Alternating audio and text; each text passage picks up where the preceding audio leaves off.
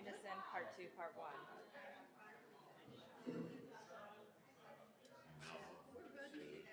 So.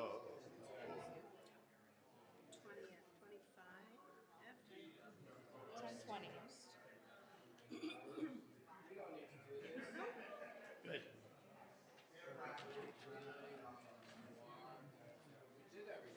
Yes. We're good. Yes.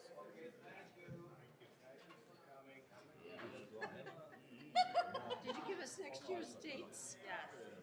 They're in there, she said. In here? In here, yeah. Okay, all right. I'll look at that. Yeah. So organized.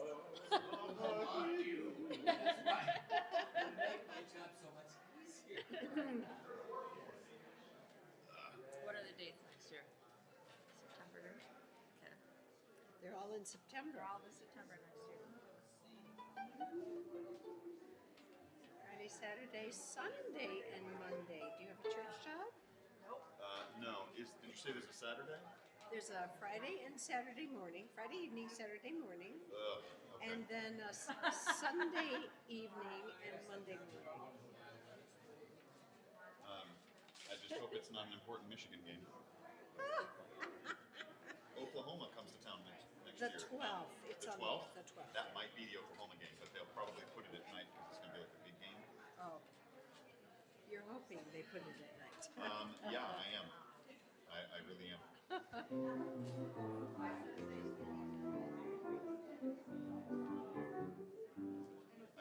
I'd rather you played C, A flat, B flat, C, A flat, B flat, C, D flat, B flat, C, D flat, C, A flat, B.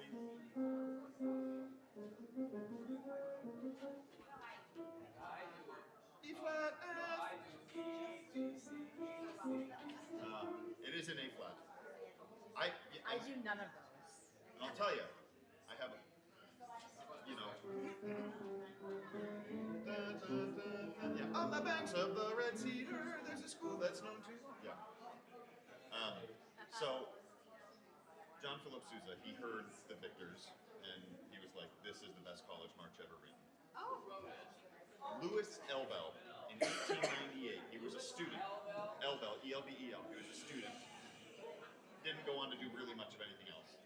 And he wrote it on the way back from a big victory over the University of Chicago Maroons. They were coming back from Chicago. That used to be Michigan's big rival, was University of Chicago.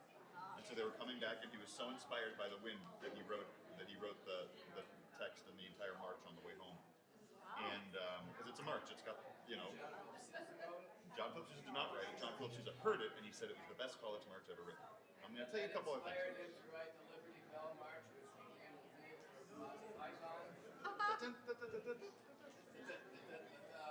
But the thing that's great about the Victors is that the range is a sixth. That's it. It's just a sixth from A flat to F. So everyone in the stadium can sing it at pitch. All women can sing it. It's a little low for some women, but Louis Elbel. Oh, the same guy. Oh. Yep.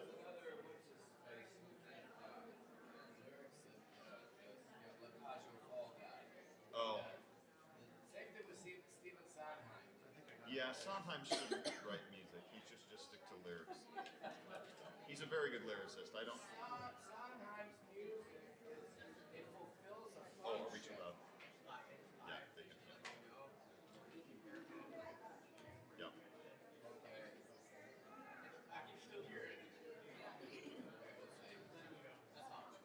No four-letter words. I literally just saw. I'm like, I thought I was quiet. Yeah, these mics are super hot. Yeah. I'll just do my New York Times puzzles then. You saw the headlines? No. I haven't been that fortunate. What happened? It's just right. It's like playing music.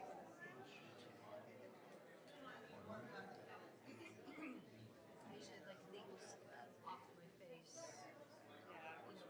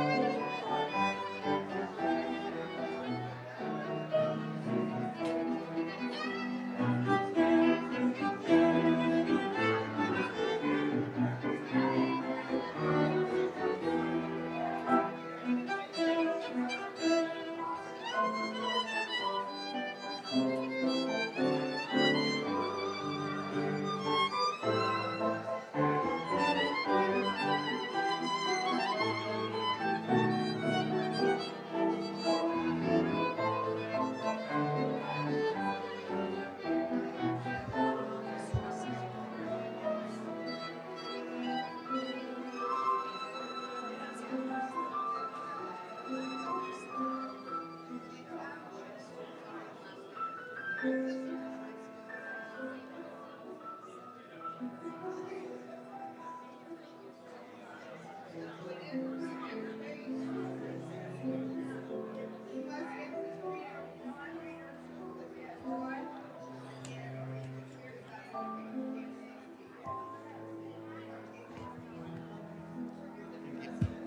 for Tom.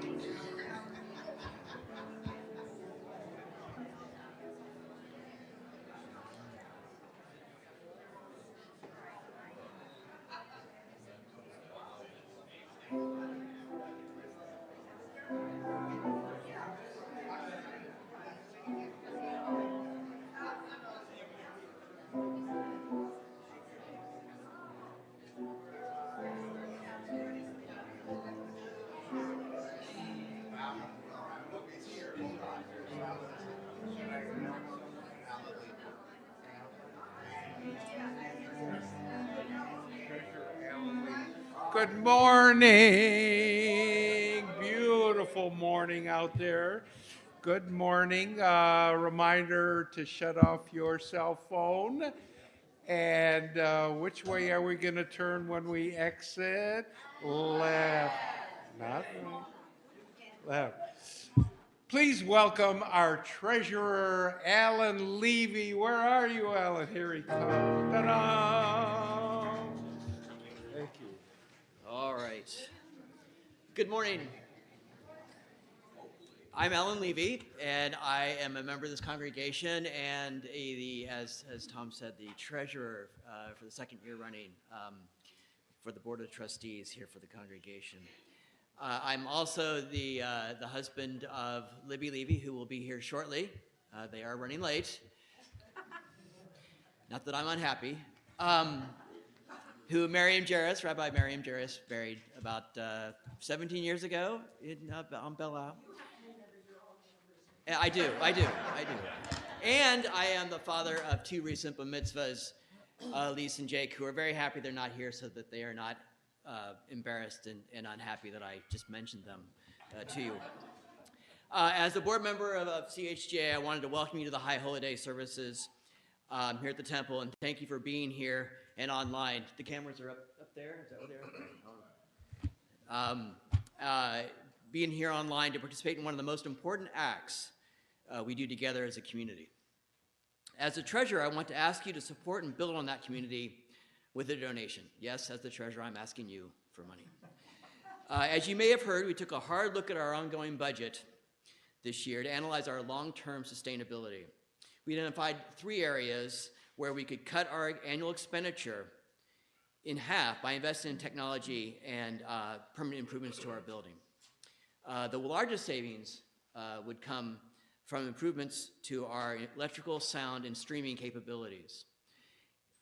Beyond savings about $8,000 a year annually, they would provide 3 benefits immediately to our community.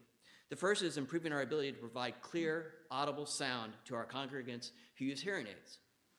The second is we are increasing the quality of our streaming for both our high holiday services and our weekly Shabbat services. And so we will be able to use whatever improvements we do make or are making year round. And then thirdly, by bringing much of the technology in-house, we can avoid having to rent it every year and therefore save that money that I talked about just a second ago.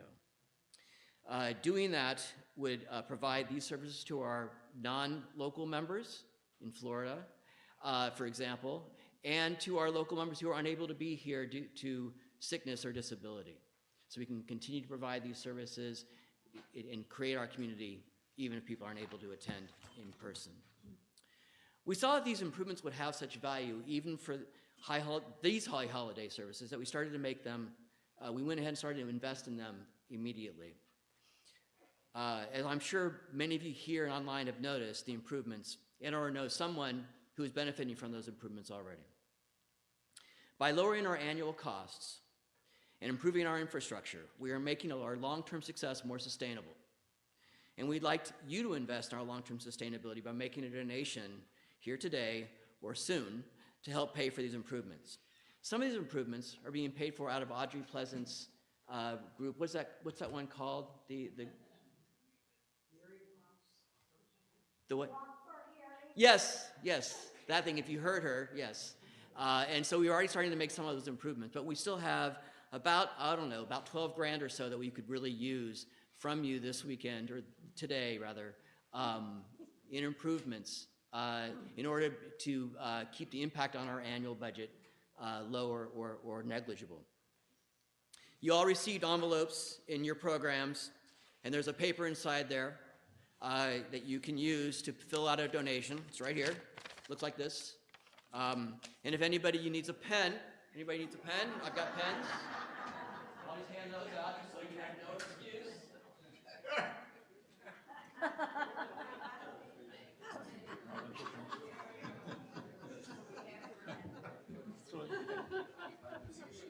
There's going to be collection baskets, and if you don't know what you want to do exactly, just write your name on there, and Anne-Marie would be happy to have a conversation with you to make a donation here. All of them are tax deductible entirely, and all of it will go towards helping to improve our streaming, electrical, and sound infrastructure improvements that we are making even as we speak.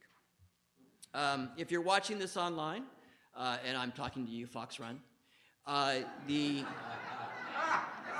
there is the ability as well to just navigate over to the webpage, and that donations banner is right there at the top, and you can make a donation that way.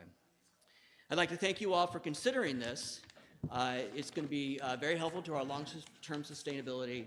And Ned Greenberg, past President Ned Greenberg, always says, give until it feels good, which I think is appropriate. It is Yom Kippur, so you can give until it hurts, if that's what you prefer. Thank you. Have a good day.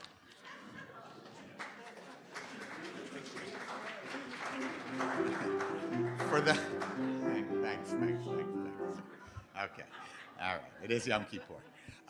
For those of you watching at home, I hope you can hear me. We do want to apologize. We've had some glitches, but that speaks exactly to what Alan's talking about, because it happened to be not our streaming and all this wonderful new equipment. It was our electrical system, because we have issues with that, and some of that comes from DTE. It's not all our fault.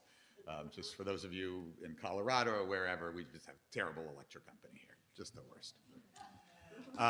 To change the tone just a little bit, I'm sure most, if not all of you, are aware that the synagogue in Manchester, England, was attacked this morning by a man wearing a belt, a bomb belt, and apparently did some damage with a truck or a car and stabbed several people, two of whom I believe are confirmed dead. Our hearts go out to them as this scourge of anti-Semitism, which has turned violent, and that was unsurprising to me. I spoke about it last year. I know that was a very depressing talk, but it turned out to be, unfortunately, a little bit more prophetic than I have often been in my life. There's not much we can do other than to continue to be on vigil, but I will add one thing. Throughout history, there has been this image of us as Jews with trembling knees. I proposed last week that pride in our Jewish heritage, in our community, in our history, was perhaps one of the greatest examples of our resilience. So I invite you, as I did last year, let's not hide. Let's not hide. Our readers this morning are Rabbi Miriam Jairus, Mary Monahan, Dorit Ben-Gal, Deborah Shanker, Beth DeZoden-Fuchs, Karen Strickhartz, Tom and Lonnie Fleischer, Dana Elfont, and Natan Fuchs. And we'll begin on page 1, a reading from the Torah. Ach be'asor lachodesh hashvi'i hazeh, yom ha'kippurim hu, mikra kodesh yehiya lachem. And on this 10th day of this 7th month, there shall be a day of atonements. It shall be a sanctified gathering for you. Yom Kippur is an end and a beginning. The Jewish New Year stretches from the evening of Rosh Hashanah to the afternoon of Yom Kippur. In these 10 days, we improve our lives. We cannot change the past, but we can learn from our past to affect our future. In these 10 days, we start the new year on the right note. Yom Kippur is the end of this beginning. Just as the Jewish New Year is a process, so too is self-examination. We face ourselves honestly, which requires courage. We explore our relations with others, which demands commitment. We discover what we truly feel and believe, which takes time. Today is the time for courage and commitment. Today is Yom Kippur.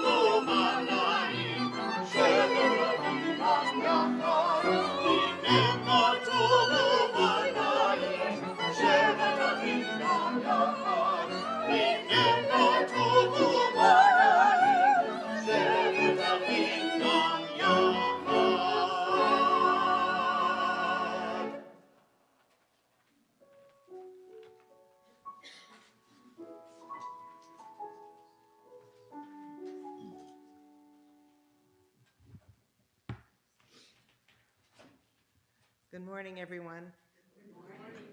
I'm usually a very good girl and don't talk off script, but I feel compelled to say something, mostly to many of the people that I know who are listening and not able to be with us today. As my job as the rabbi of the Society for Humanistic Judaism, I'm the coordinator for the Cultural Conversion Program of all Humanistic Judaism. And I am so proud to have been able to mentor so many people who in the last 2 years have joined the Jewish people. And it takes a lot of courage and strength, and their support is very important to all of us. Amen. Questions. Let us ask ourselves hard questions, for this is the time for truth. How much time did we waste in the year that is now gone? Did we fill our days with life, or were they dull and empty? Was there love inside our home, or was the affectionate word left unsaid? Was there a real companionship with our children, or was there a living together and a growing apart? Were we a helpmate to our mates, or did we take them for granted?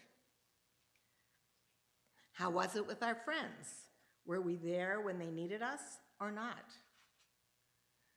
The kind deed, did we perform it or postpone it? The unnecessary jibe, did we say it or hold it in? Did we live by false values? Did we deceive others? Did we deceive ourselves? Were we sensitive to the rights and feelings of those who worked with us? Did we acquire only possessions, or did we acquire new insights as well? Did we fear what the crowd would say and keep quiet when we should have spoken? Did we mind only our own business, or did we feel the heartbreak of others? Did we live right? And if not, then have we learned and will we change?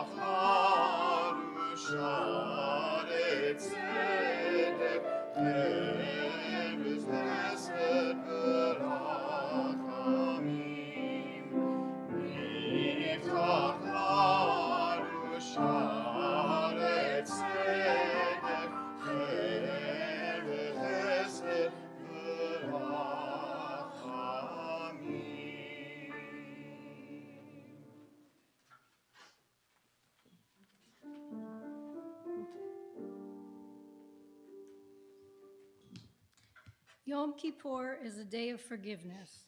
We see ugliness all around. We are indignant and impatient. It is hard to forgive a world that defies our ideals. It is easy to bear a grudge or point an accusing finger. Mistakes are human and rarely lovable. Yet forgiveness is not born out of love. It emerges from an urgent need to use our energies more profitably, to move on with our lives. Yom Kippur is a day of self-forgiveness. Our harshest judge is not to be found among family or friends. It is the permanent tribunal of our own conscience. The chief prosecutor of our psyche works day and night, bringing charges and laying out evidence. The wise person knows that the proper function of the conscience is to help plan for the future. We must find forgiveness in our hearts for ourselves if we are to find a brighter tomorrow.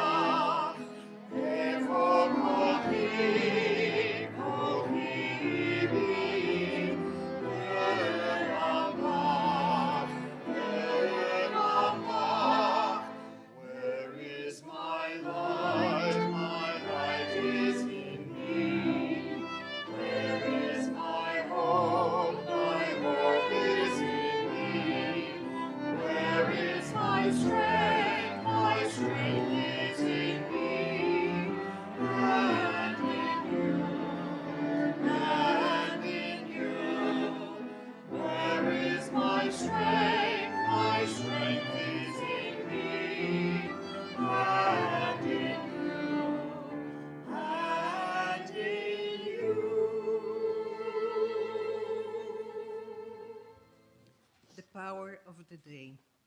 Today we see ourselves as we truly are.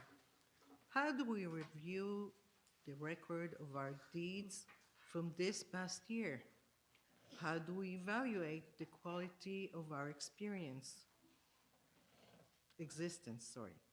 We cannot blame our conduct on forces beyond our control. With our own hand, we write and seal the record of our own deeds. We are fully responsible for the quality of our life, for making the most of it or the least of it. On Rosh Hashanah, we reflect. On Yom Kippur, we consider.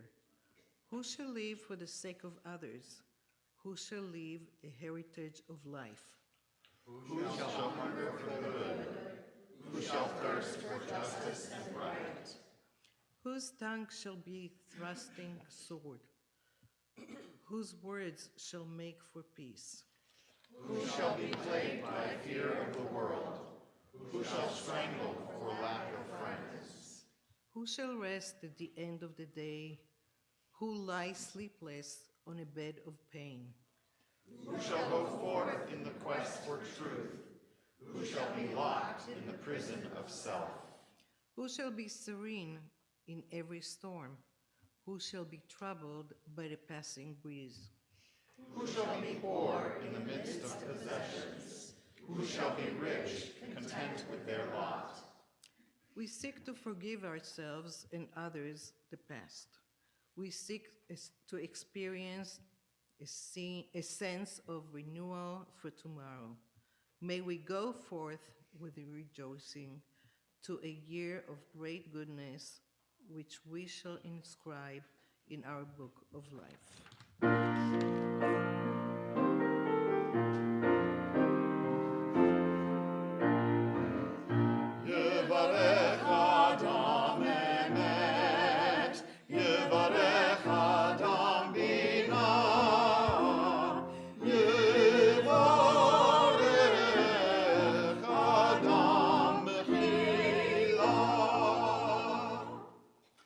Our misdeeds constitute a veritable alphabet of unethical behaviors.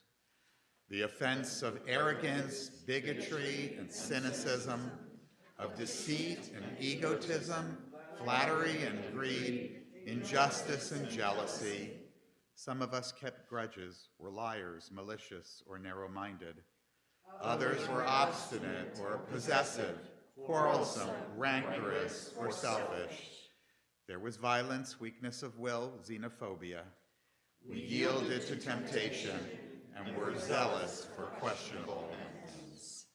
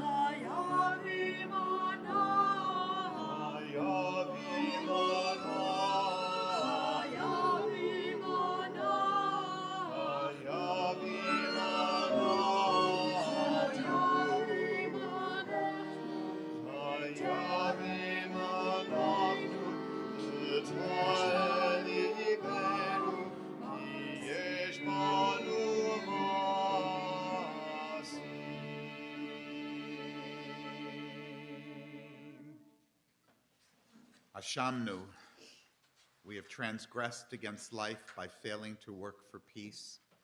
We have transgressed against life by keeping silent in the face of injustice. We have transgressed against life by ignoring those who suffer in distant lands. We have transgressed against life by forgetting the poor in our own midst. We have failed to respect others. We have withheld our love from those who depend on us.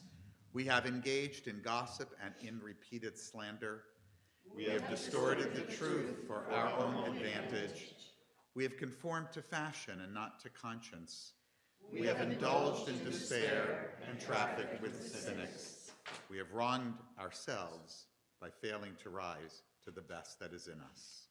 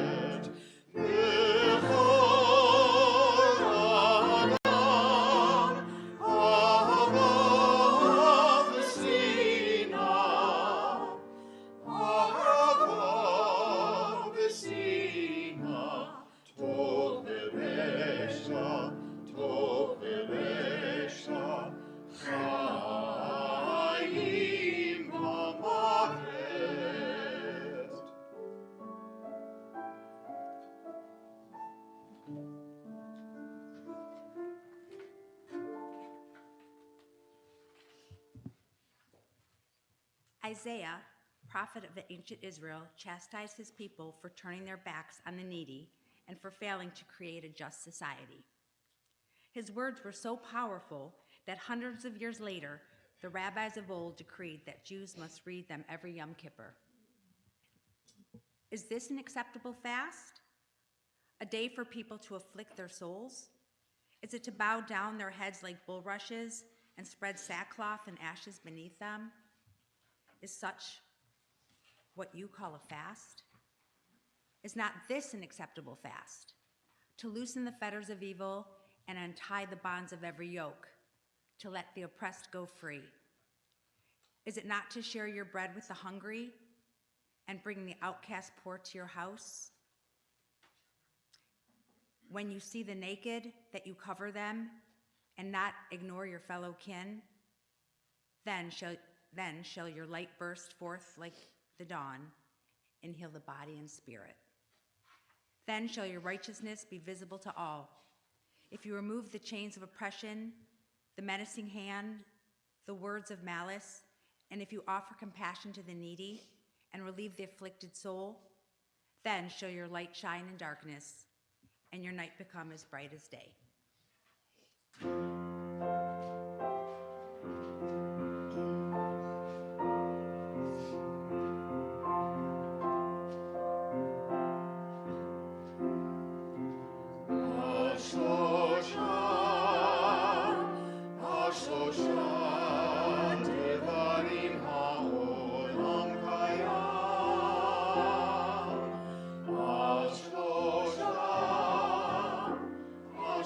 Sure.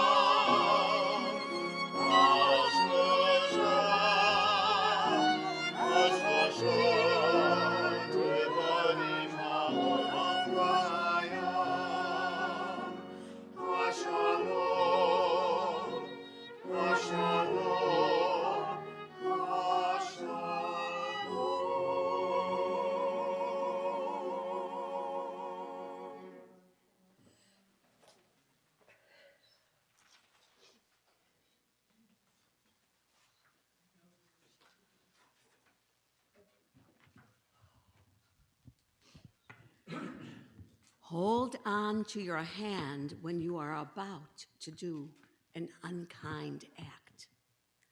Hold on to your tongue when you are just ready to speak harshly. Hold on to your heart when evil persons invite you to join their ranks. Hold on to your temper when you are excited or angry, or others are angry with you. Hold on to the truth, for it will serve you well and do you good throughout your life.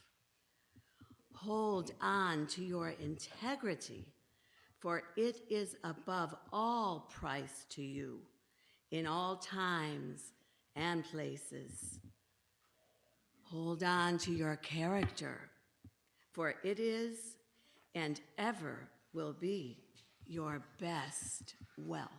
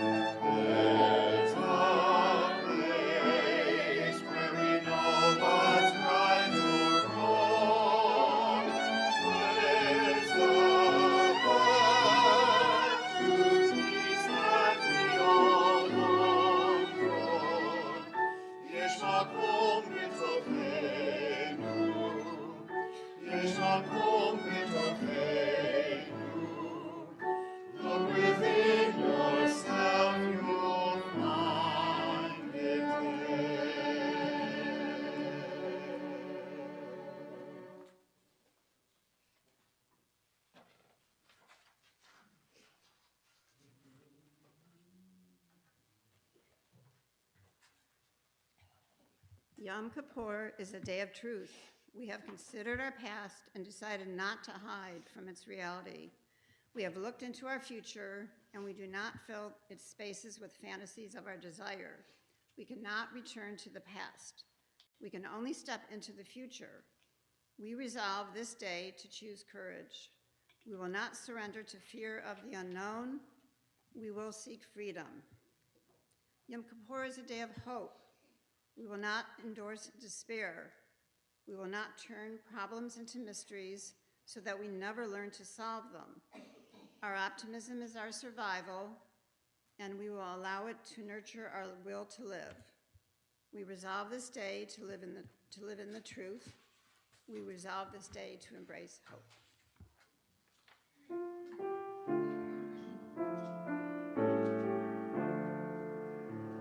Sachaki, hachalomot, zu ani hachol azman. Sachaki kiva adam amin, ki odeni mamin ba. Sachaki kiva adam amin, ki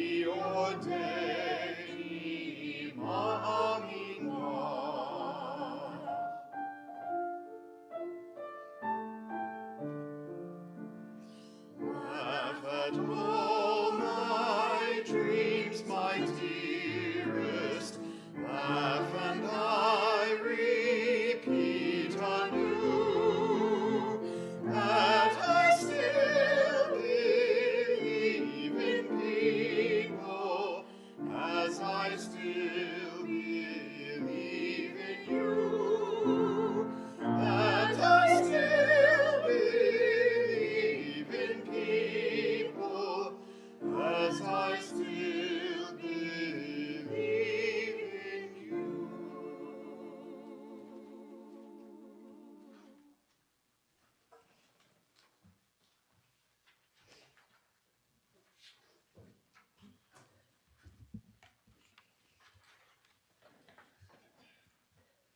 The last word has not been spoken. The last sentence has not been written. The final verdict is not in. It's never too late to change my mind, my direction, to say no to the past and yes to the future, to offer remorse, to ask and give forgiveness. It's never too late to start over again, to feel again, to love again, to hope again. When a person begins life, countless gates stand waiting to be opened. The gates do not stay open forever. We walk through the years and they shut behind us. At the end, they are all closed, except the one final gate which we must enter before it is too late. Let us open the gates that lead to blessing.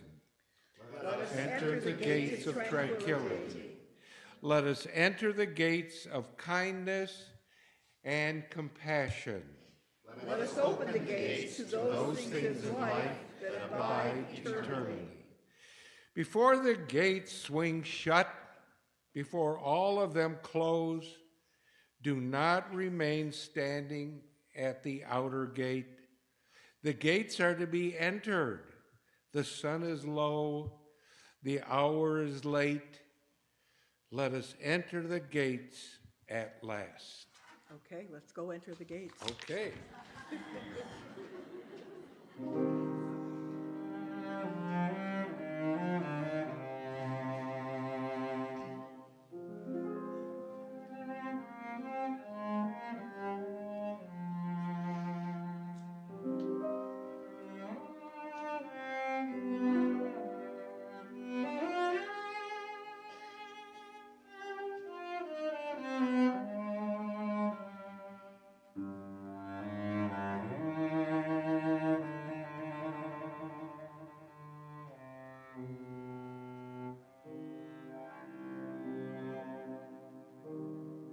We rise up each morning, and the earth rises too. World weary, we rise up, and we want something new. A world where compassion falls freely as rain. A world where all people can live without pain. Inclusive of all and rejecting of none. Where love touches our lives like the warmth of the sun. No abuse and no hatred, no prison of fear, as the sound of the shofar celebrates the new year. If we open our hearts to the love waiting there, we can have the power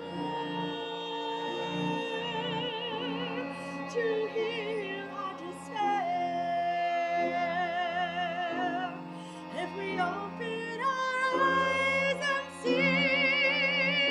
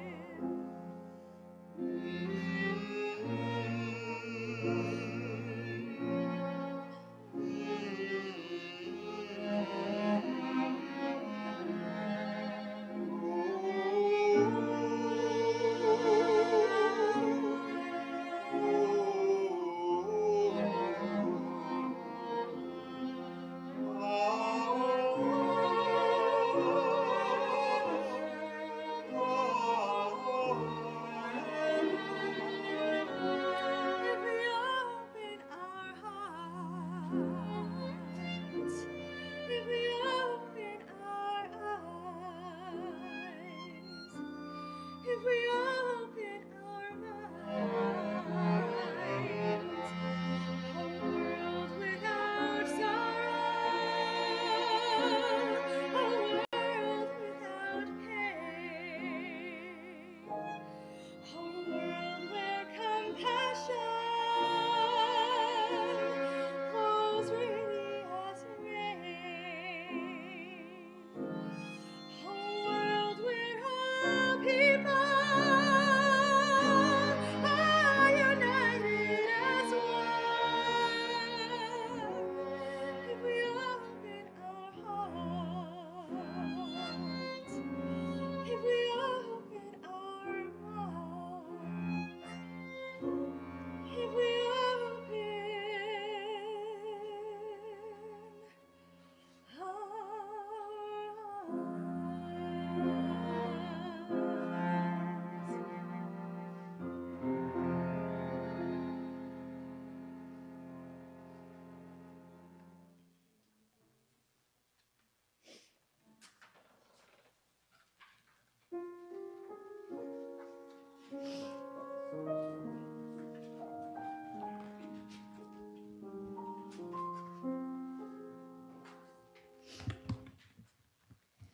We seek peace, the most precious gift we can bestow upon ourselves. We may find the will to proclaim its message to all the peoples of the earth. May our country strive to be a stronghold of peace and its advocate among the nations. May contentment reign within its borders, health and happiness within its homes. May we strengthen the bonds of friendship among the inhabitants of all lands, and may the love of humanity permeate every home and every heart. May we labor for righteousness, and in so doing, author a new book of life, blessing and peace, for we alone are the source of peace.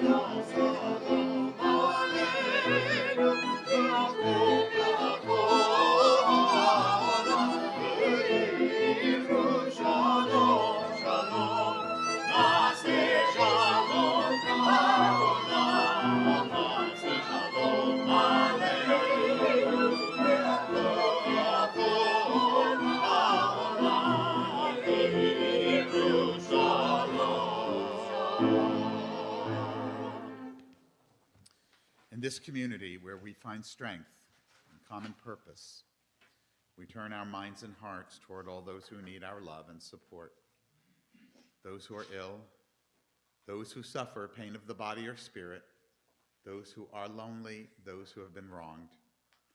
May all who suffer know that they are not alone, that we are there. May they be healed quickly. May they experience a complete recovery, refuah shlema, the renewal of their bodies and the renewal of their spirits. This morning we continue to extend our hearts and our hopes to those who suffer in captivity in Gaza, to the families of those who have already lost their loved ones but not had the proper opportunity to part from them. We seem to be within spitting distance of a moment that may change all of this. We can only hope. And in the meantime, we express these words to those who are still there. May they continue to endure, and to those who are still there, may they continue to endure captivity, finding the courage to carry on. May those who love them not despair of their return. May they soon emerge from their confinement whole in body and in spirit to know once again the embrace of loved ones.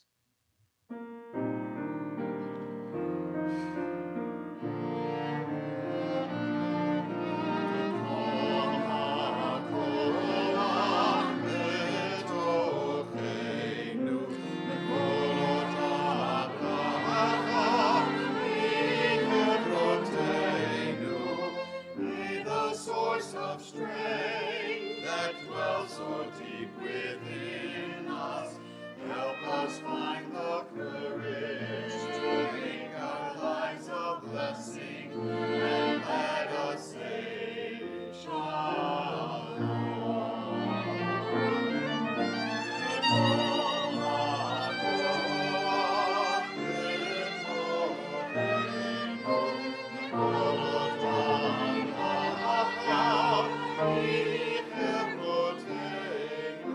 May those in need of healing know refuah Shema, the renewal of body, the renewal of spirit, and let us say Shalom.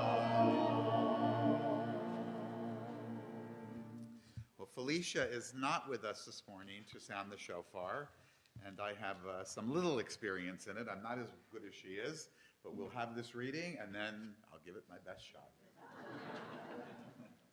Got worried he was going to ask me to do it. No, but I did manage to get her to read, so Yes, you did. twice. With one final blast of the shofar, we express our deepest hopes for a year of pardon and forgiveness, a year of respect and integrity, a year of love and blessing, a year of health and well-being, a year of harmony and contentment, a year of joy and wonder, a year of peace. Tekiah Gedolah.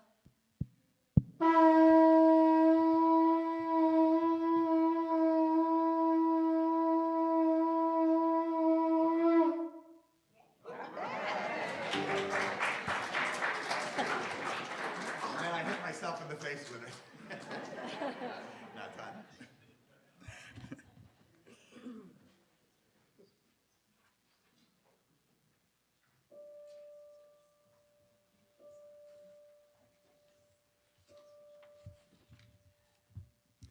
In memoriam. If some messenger were to come to us with an offer that death should be overthrown, but with one inseparable condition, that birth should also cease. If the existence generation were given the chance to live forever, but on the clear understanding that never again would there be a child or a youth or first love, never again new persons with new hopes, new ideas, new achievements, ourselves for always and never any others. Could the answer be in doubt? We must not fear death.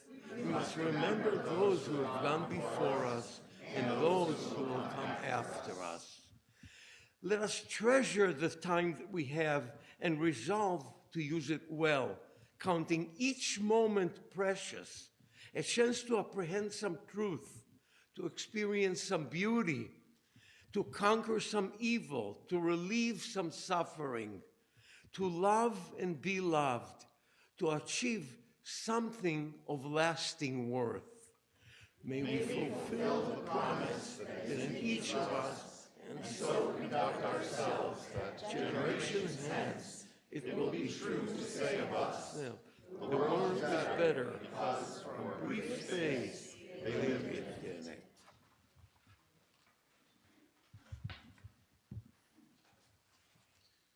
Our thoughts turn to those who are no longer with us, our own loved ones, those whom our friends and neighbors have lost, the martyrs of our people whose graves are unmarked, and those of every people and nation whose lives have been a blessing to humanity.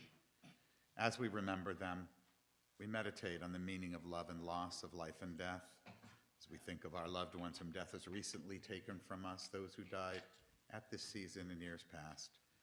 and all of those whom we have taken into our hearts with our own.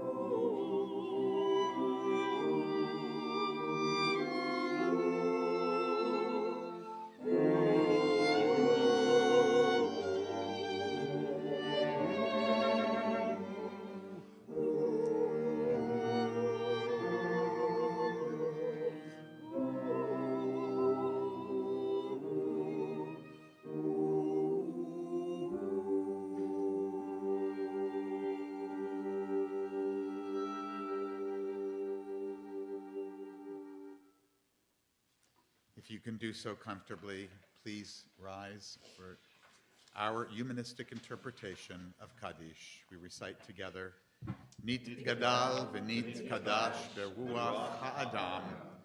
Let us dignify and ennoble all people in the spirit of our shared humanity. Let us acclaim the preciousness of life. Let us show gratitude for life by approaching it with reverence. Let us embrace the whole world, even as we wrestle with its parts. Let us each in our own way take up our share in serving the world and seeking truth. May our commitment to life help us to strengthen healing of spirit and peace of mind. May peace and justice permeate and comfort the house of Israel and all those who dwell on earth. And let us say, Ben Yehi, may it be so. Well, today's song is not from Broadway. It's from our prophet, Bob Dylan. Jewish prophet, Bob Dylan, from Minnesota. Originally And Zimmerman. Robert Zimmerman. That's the guy, Robert Zimmerman. Yes, sir. And I completely forgot to introduce everybody, so please hold your applause until the last one. So our strings, we have Thor Sigurdsson on cello, and we have Henrik Karapetyan on violin, our wonderful strings. You can clap. And our trio, Rabbi likes to call it our choir. Say it right. Ben Henri, who did a wonderful job of Kol Nidre last night, our bass baritone. And Angie DeLancy, just Aspire. Espery. Espery, Angela DeLancy. She goes by Angie, though. And Bonnie Brooks, our soprano.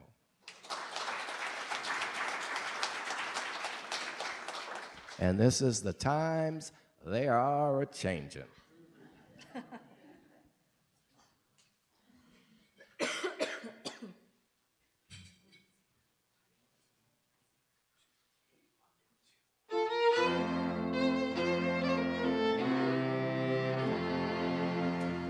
Come gather round, people, wherever you roam, and amidst of the waters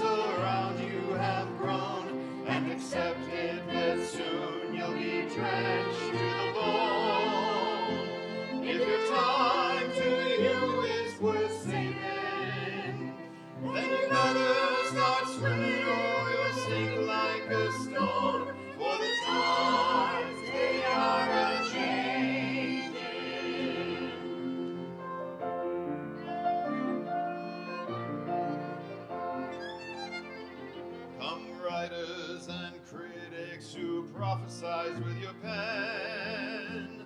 And keep your eyes wide, the chance won't come again. And don't speak too soon, for the wheel still it's spin. And there's no telling who that it's been.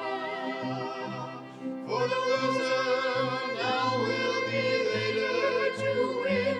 For the times they are a-changing.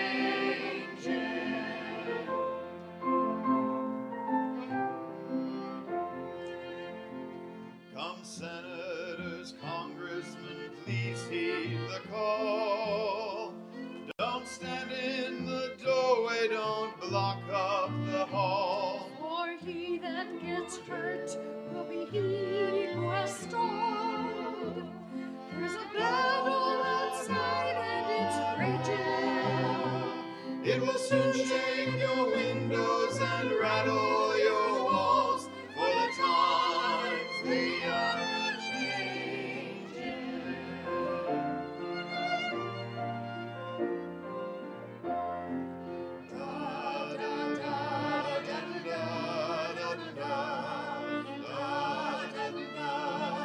Times are changing. The line it is drawn, the curse it is cast.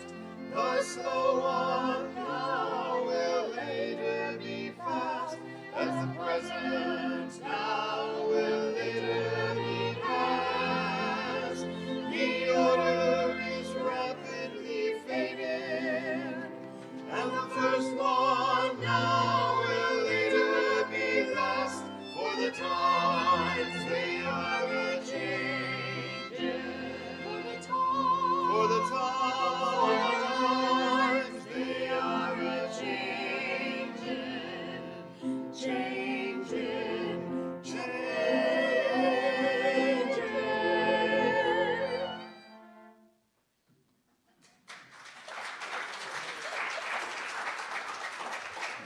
Thank you so much. And of course, we do applaud for you, but we don't applaud after sermons. We're going to give the musicians a moment to exit the bema and to find some repose for a little while.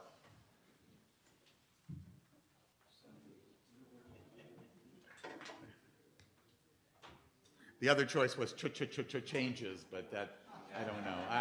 Somehow we just couldn't really picture that in our minds. So.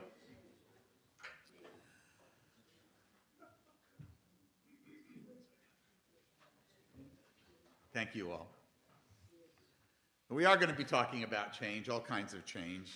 It's the season for it. A little bit of this is personal, and I'll share the parts of that later with you. Perhaps I'll even mention which parts they are.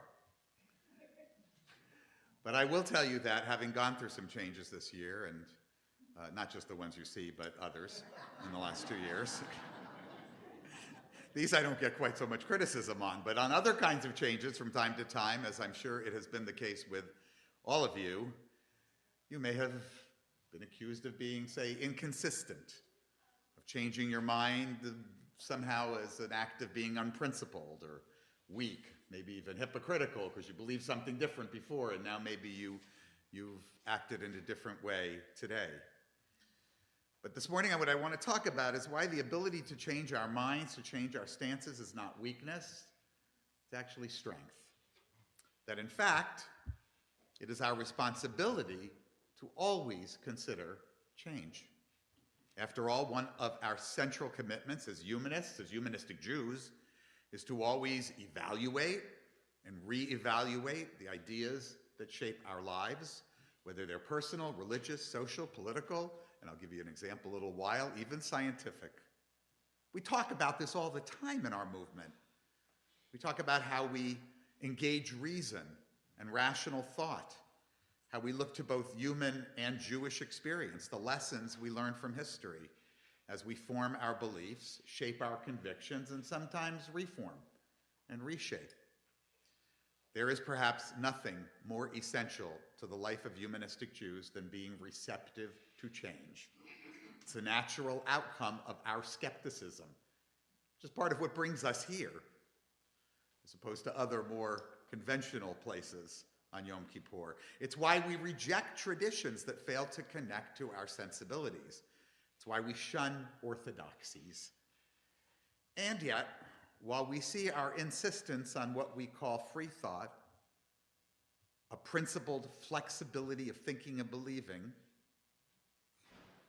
as something wonderful and positive, it's often suspect in the eyes of others, an act of rebellion. Perhaps we are a little rebellious. Because despite humanity's progress, most people continue to live in a world of their own that admires certainty, even when that certainty is misplaced. But really, is there anything so noble about refusing to reconsider things, to think again? More to the point, since I'm asking this on Yom Kippur, let me put it this way. Is not questioning our direction, our habits of mind, also a very, very Jewish thing to do? It's the humanism in us and the Jewishness in us.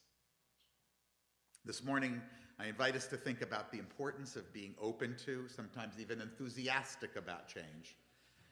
I'd like us to think about how we respond to these winds of change, the times they are changing, and yet how we still manage to draw upon the compass of our values and our conscience as we face change, not to stop the storm, but to always help us find our way through it.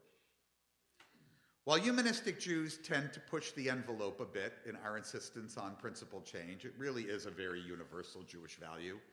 The Jewish people could not have come this far without openness to all kinds of changes that have not necessarily discarded our values, but instead helped us to reconsider how we apply them, to see them anew in ways that we can meet the moral challenges of changing times. All these changes that we make, whether they're personal or communal,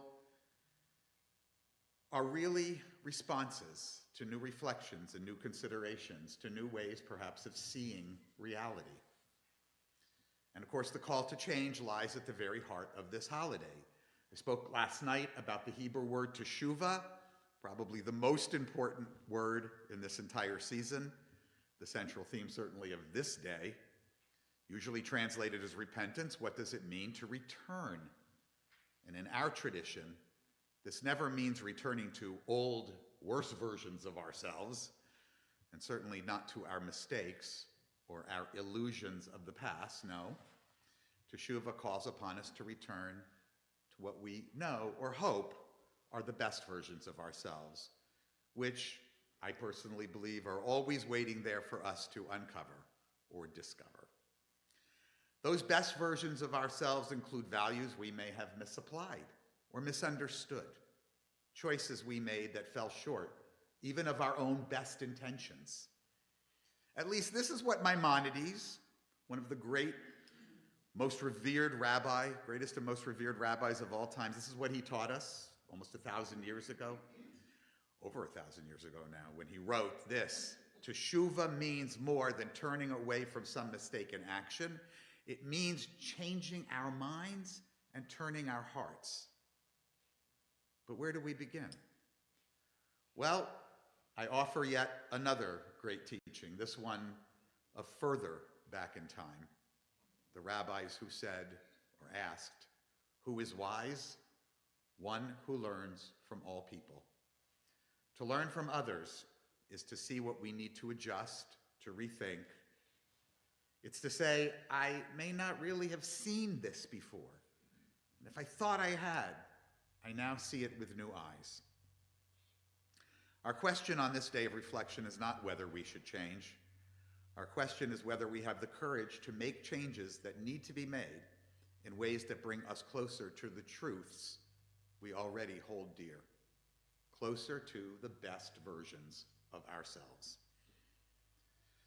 Every couple of months, I contribute a short article to a feature in a wonderful American Jewish publication. It's been around now for decades and decades, so I hope you've heard of it, Moment Magazine. One of the great things about Moment is how pluralistic it is. It always includes as many different voices across the Jewish spectrum as it can. And this value is front and center in the section, a little feature that I happen to write for, just a contribution, called Ask the Rabbis. It brings together voices from across the entire Jewish spectrum, from the very Orthodox to the very, well, me.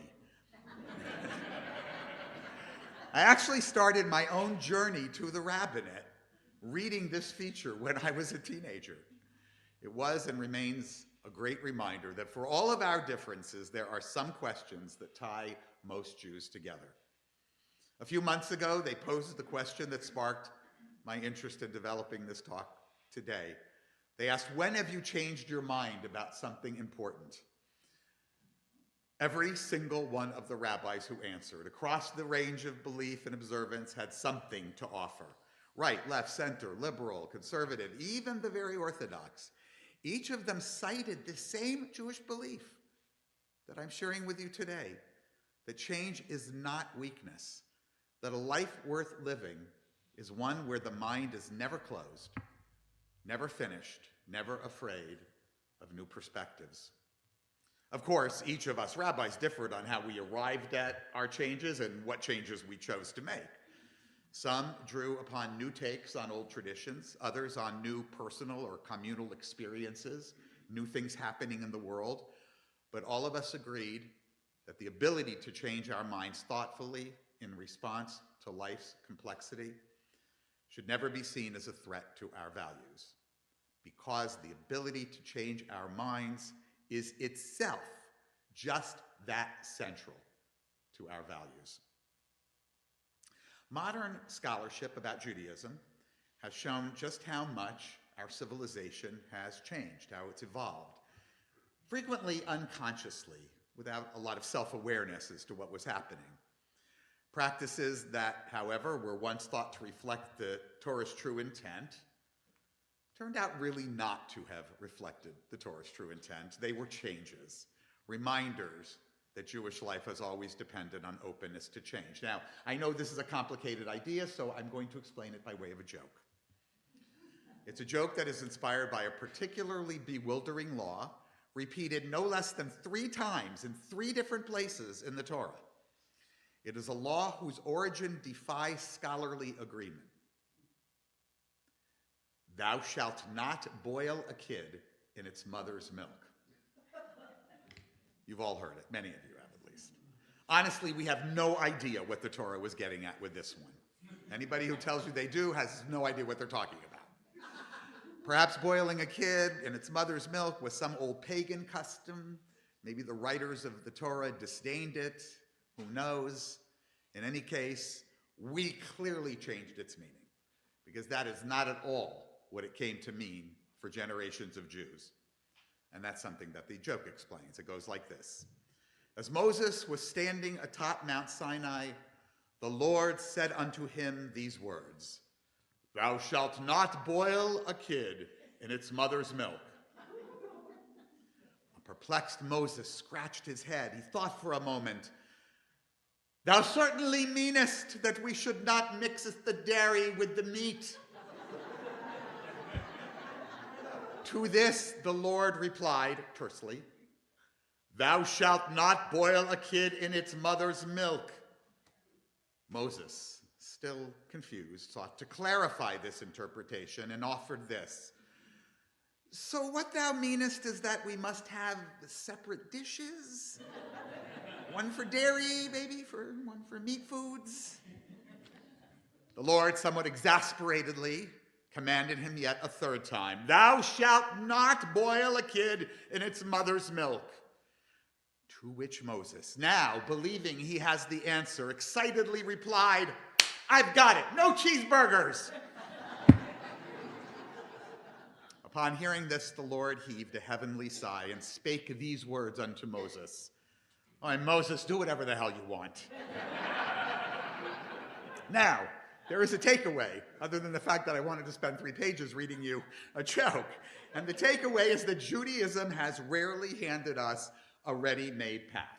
We have had to be prepared for all kinds of changes, including the change in the fact that we lost the reason for a mitzvah thousands of years old and had to create a brand new reason, even if we didn't do it that consciously.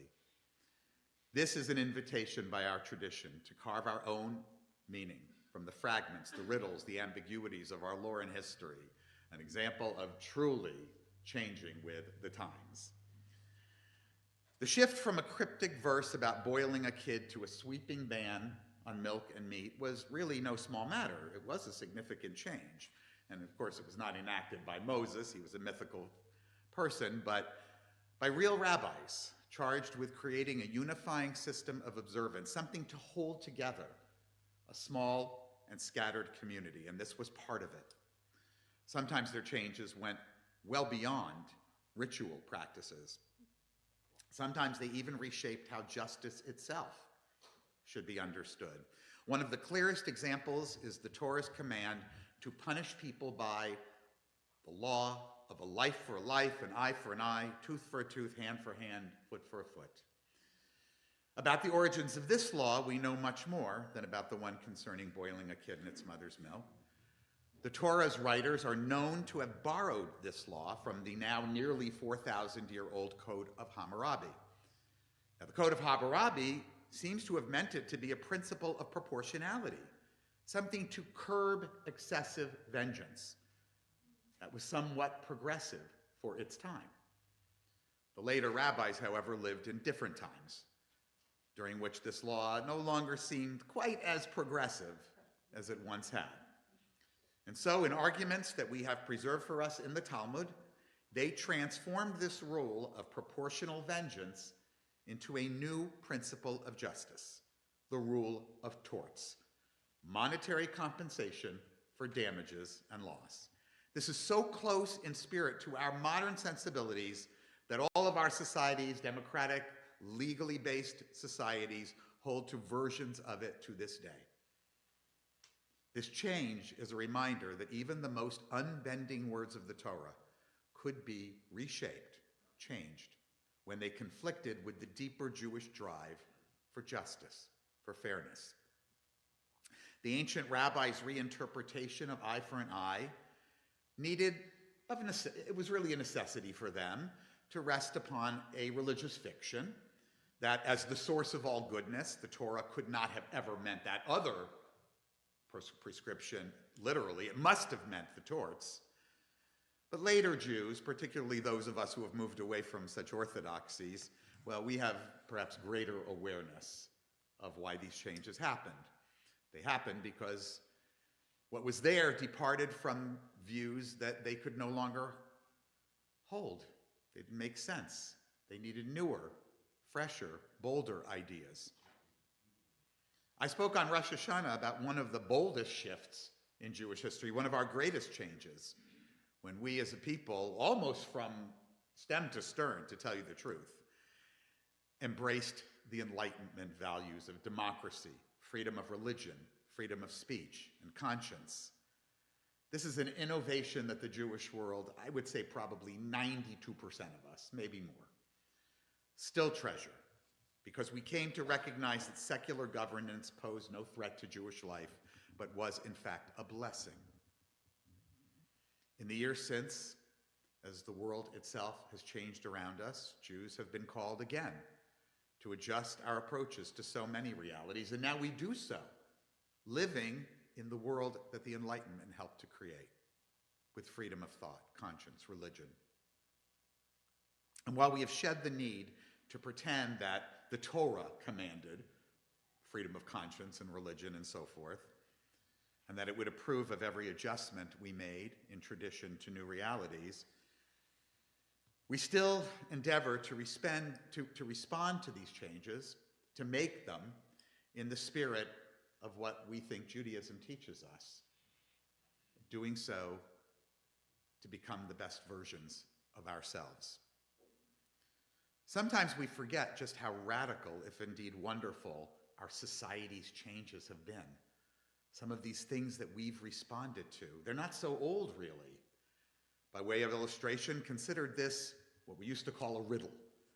One that not too very long ago was considered a real head-scratcher, and many of you are of the age that you'll understand this, and the younger people not so much. It went like this. A father and son are in a terrible car accident. The father is killed instantly, and the boy is rushed to the hospital.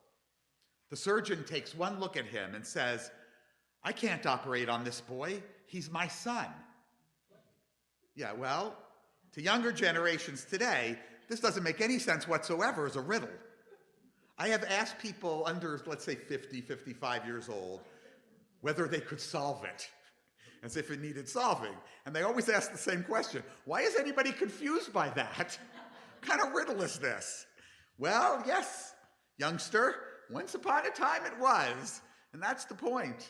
This particular riddle circulated when I was a teenager. It's not that long ago. At least I like to think it's not that long ago.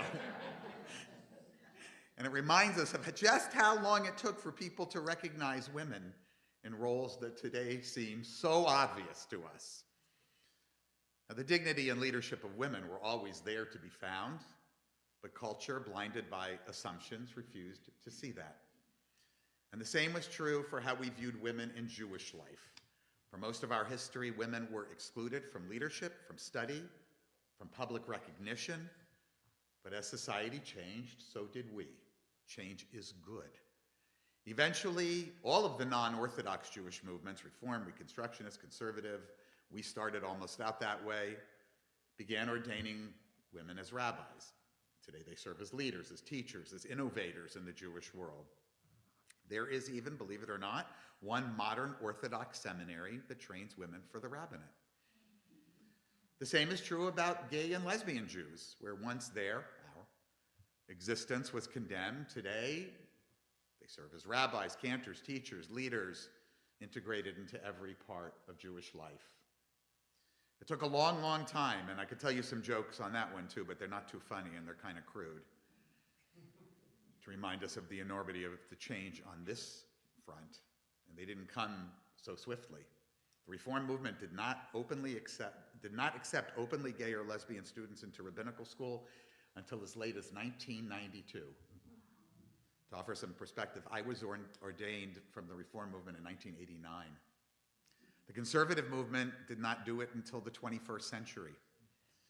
Even in the earliest days of our movement, Rabbi Wine's sexual orientation was treated sotto voce, spoken of sometimes only in whispers, for many years.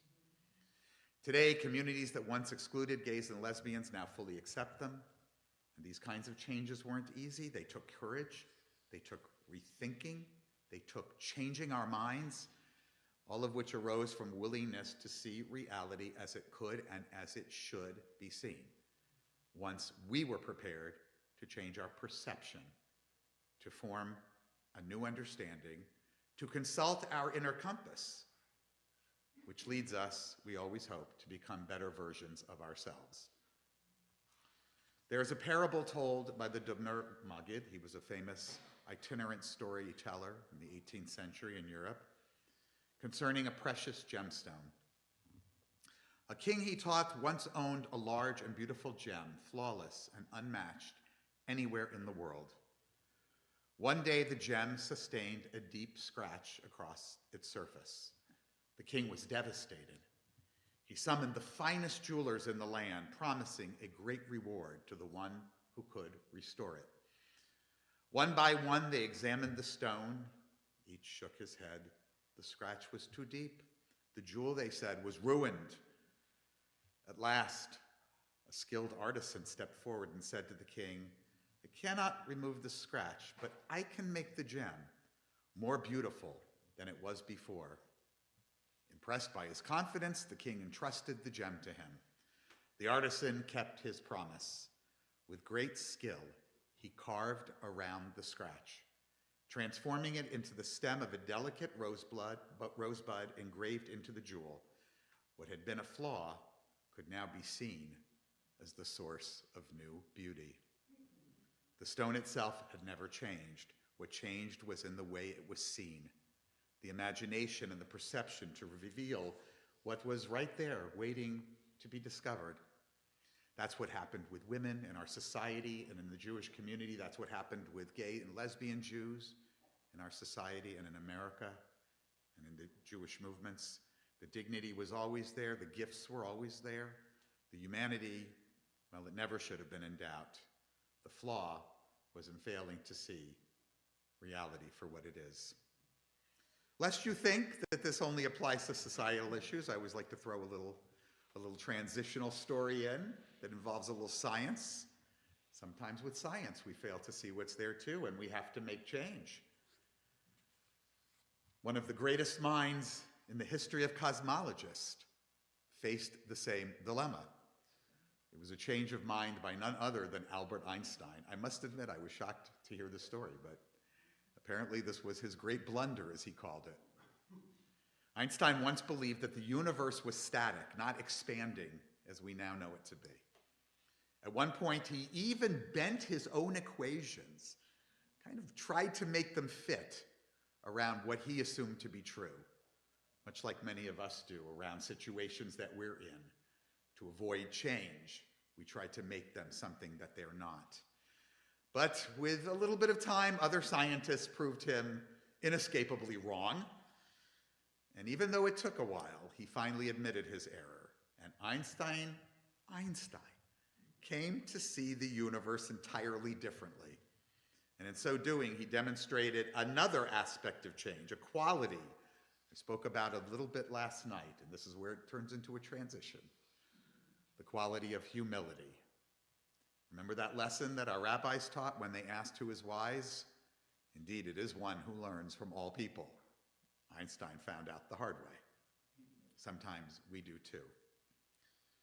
Because at times it is precisely humility, the willingness to admit we were wrong, that prepares us for the hardest changes of all. I characterize those as two kinds. The ones that are forced upon us through disillusionment or disappointment with the world, with what we thought to be true, and sometimes when we are disappointed by ourselves. I want to start with, and this is a little bit personal, the feeling that sometimes we are disappointed or perhaps have been disillusioned, at least as we understand the world. It's very personal for each of us. But I, for one, and I know many, many, many others, many, too many to count, who have been learning this quite intensively over the past 2 years. We've considered moments when we aligned ourselves with a cause, a group, or even a movement, believing that we shared the same values, only to be confronted by a test, a crisis, one that revealed silence, indifference, sometimes betrayal. And we were forced to consider whether to continue being part of this, we would be abandoning our values. And instead, many of us have discovered a way to reclaim them. We look to history for examples. The goals of the French Revolution. These revolutionaries are among the most inspiring people who have ever walked the earth. They dreamed of liberty. And yet what happened to them? Their movements descended into oppression. They were idealists who walked among us at different times in history. People we could have admired, who thought that neutrality, staying out of things we shouldn't be part of, wars and conflicts, well, that was noble. Why make things worse? Until they saw that silence in the face of hatred simply empowered the haters. As I wrote these words, Neville Chamberlain came to mind. For those of you too young or perhaps forgetful to remember that name, he was the man in England who pursued appeasement of Adolf Hitler. Jewish history makes perfectly and painfully clear what Elie Wiesel once said, that in this kind of neutrality only helps the oppressor, never the victim. That when we are in league with those who are silent, we encourage the tormentor, never the tormented. And you would think Jews would have understood this innately. Think of the mistakes we made, the people and movements that disappointed and ultimately disillusioned us, forcing us to find a change, a place where we could continue to carry on the values that we so deeply hold in a way that was more effective. Many Jews in Eastern Europe, for instance, placed their hopes in all kinds of revolutionary movements. Jews were very, very much behind the socialism and the revolutions that happened across Europe, believing that they would bring equality and an end to anti-Semitism. But once the Soviet Union was established, what did it do? It suppressed Jewish culture. It outlawed the Hebrew language. They even changed the spelling of Hebrew words that existed in Yiddish, which they permitted, so that they didn't reflect their origins in the Hebrew language. I remember being shocked to learn that. Anti-Semitism there thrived under a new banner of anti-Zionism. And so what seemed like a safe haven proved to be another disappointment. And many Jews had to learn to change. The same was true for the Jews in pre-war Germany, who put their trust in Germany's historical, what they believed to be cultural progress. But when the Nazi party surged, they found that many of their allies fell silent. Elie Wiesel, the silence powered the tormentors, never the tormented. It's happening now. Many Jews, again, myself included, have experienced the deep disappointment of discovering that parts of the progressive world, people who fought for social justice that we believed was taught to us by our prophets of old, people who we believed to be our allies, were not always there for us. When anti-Semitism surfaces, as it is greatly, when Israel's right simply to exist, not to criticize, but to exist, is denied, when the Jewish people's suffering is minimized or ignored, and we feel that silence, betrayal, it's not because our values have changed, but it is a reminder to us that maybe our paths need to. That if we are to be consistent in searching for the best versions of ourselves, it's going to include upholding our own people. It's going to include bringing about the prophetic change toward social justice that we can only do on our own terms. When loyalties shift, when we say, I no longer stand where I once stood, that's where our compass is the most important. Like Einstein's shift, however, and again, I've learned this the hard way, it requires humility. The humility to admit we may have been wrong about the people in whom we placed our trust, and we may have been wrong about an insecurity regarding our lack of courage to do what's necessary to be who we are, the best versions of ourselves. Now, I mentioned there were two kinds of disappointments. Well, frequently the disappointment doesn't come from others, it comes from ourselves. That's a major theme of this holiday, letting ourselves down. We often do this when we surrender that compass, when we give those principles away. Throughout our service this morning, we read collectively, not all of those sins apply to everybody, not all of those missings of the mark. We say these things collectively because we are a people that takes responsibility for each other. And we know that among us, including ourselves, very frequently, we rationalize what we know to be wrong. Sometimes we chase after fads, mistaking them for substance. Sometimes in those moments, we think we're pursuing change. I speak for myself alone here. It can even feel like real change. But without the humility to take a step back, to see that we are fooling ourselves, it doesn't bring us back to the best versions of ourselves. It is not change that leads to growth. Fortunately, we have humanistic Judaism. And I believe that one of the greatest gifts of this particular movement is our dependence upon reason, evidence, skepticism, and yes, all of it undergirded by that humility I keep talking about. These all together help us to see the difference between what constitutes real, healthy growth and change, the kind that brings us on track, where our compass is pointing, closer to our values, and false change, which only pulls us further away. What we really want to be, after all, what we really want to return to in this teshuvah we are making, is our best selves. Reason and evidence keep us from engaging in either blind obedience to tradition or in blind rebellion. There is a two-sided coin here. Skepticism, not cynicism, by the way, But skepticism is the inner voice that keeps us from being swayed by slogans or facile or dubious answers. It does this by forcing us to ask these questions. Are the claims here justified? Do the facts bear out? Does any of this make sense? The humility part, well, that's the ground of all change. That's the readiness to learn from people whose experiences differ from ours. The strength to accept that wisdom can come from unexpected places and circumstances.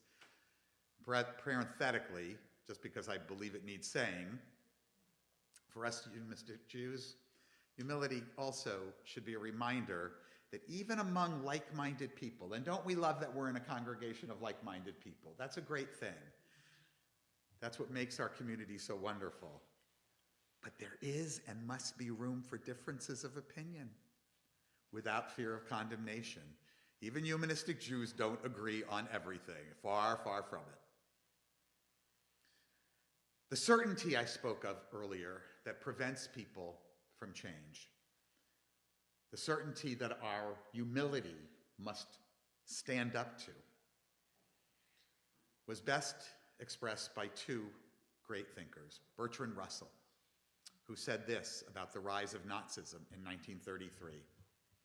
The fundamental cause of the trouble is that in the modern world, the stupid are cocksure, while the intelligent are full of doubt.